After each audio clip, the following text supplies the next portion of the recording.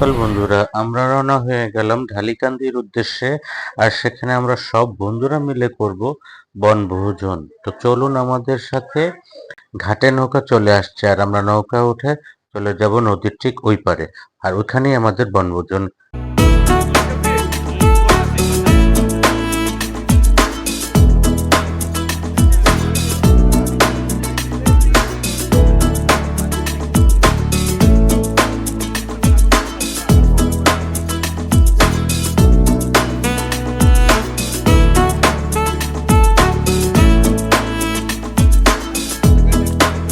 নৌকা পার হয়ে এসে আমাদের সবচেয়ে বড় চ্যালেঞ্জিং কাজ হচ্ছে চুলা চালানো। তো আমরা চুলা স্থাপন করলাম, আগুন অলমোস্ট জ্বলে গেছে।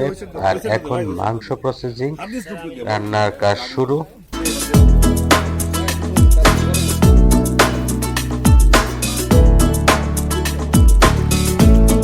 প্রথমেই মাংসগুলো ভালো করে ধুয়ে নেওয়া, ভাতের চালটাও ভালো করে ধুয়ে নেওয়া।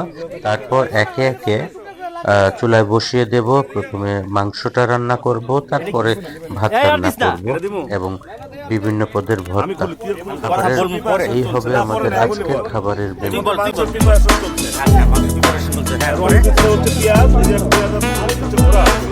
আমাদের গ্রুপে শেফ কিন্তু সবাই।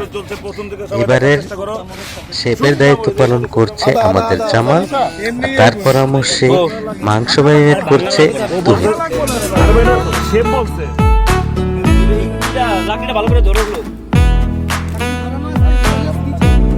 মাংস চুলায় বসানো হয়ে গেল।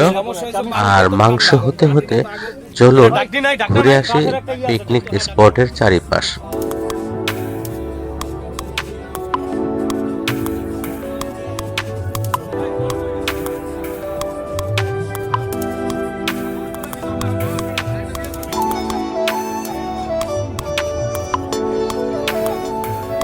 এই জায়গাটা অসম্ভব সুন্দর একটা জায়গা।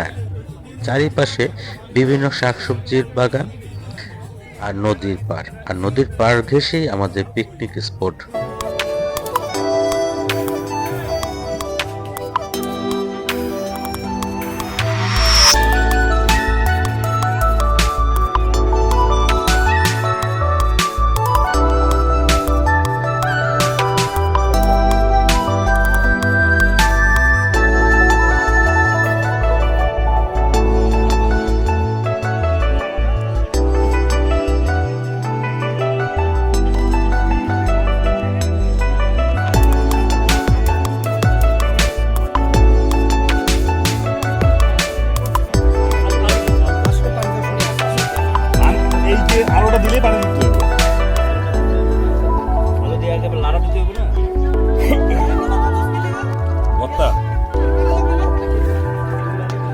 মাংস রান্নার পরপরই আমরা বসিয়ে দেব ভাত রান্না।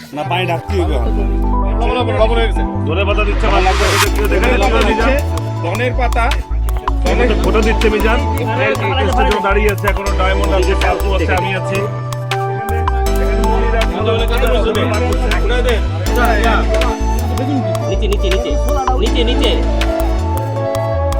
কেমন আছে বন্ধু?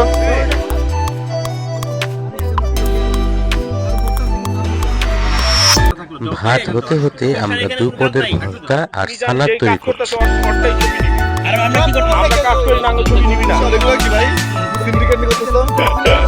যাও সবাই হাত লাগাও।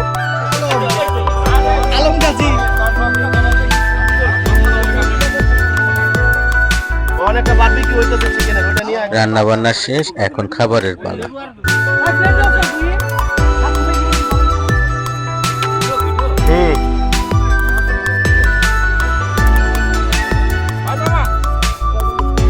এত সুন্দর টাটকা সবজি দেখে কে না নেয়।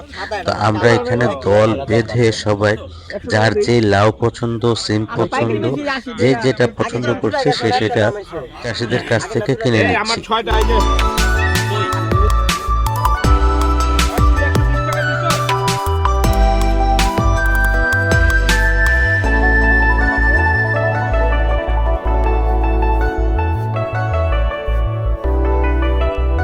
সন্ধ্যা নেমে আসছে আর আমরা সব সবজিগুলো নিয়ে পিকনিক শেষে রওনা হয়ে গেলাম ব্যস্ত শহরের দিকে। সুন্দর সুন্দর একটা পিকনিক করলাম। আমার সাথে আছে আবারও- আমার ছোট্ট বন্ধু মিজান, আবার বাস বন্ধ হয়ে যাচ্ছে। ছোট্ট বন্ধু মিজান, বড় বন্ধু মিজান। খুব সুন্দর একটা দিন কাটলো আজকে আমাদের। আর সবাইকে অনেক ধন্যবাদ এতক্ষণ আমাদের সাথে ছিলেন বলে।